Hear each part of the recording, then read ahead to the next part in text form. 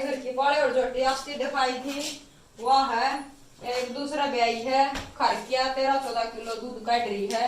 बढ़िया जोटी है। दूध कम भी होने लग रहा था गर्मी में। भगवान की दात है टाइम ब्यागी बढ़िया मौज कर देगी पति सही। और एक छोरा होया है इसका मुन्ना रहा। बताइयो किसी को लगी हमारी जोटी क्या करे तो ये गलिया कि मैंने इसकी तेल का फोआ दिया था दे दिया और क्यों तरक्के चका के प्यार नहीं था दूध प्या था फिर कटड़ू ते दिया अगर आट उठना भूल है देख अंगड़ी का जो छिड़का ला रहा है ये बिस्ती चुंगाना तो पहले थोड़ी वो कर देंगे ना फिर सही लग जाएगा। अच्छा छका के पियो दूध इसने दूध तो कह देंगे थोड़ा सा बेचारा बोता ही है। ओ जा बहुत दादा आप ठंडा छोटे छोटे लग गए प्यारे छोटे बालक कटड़ू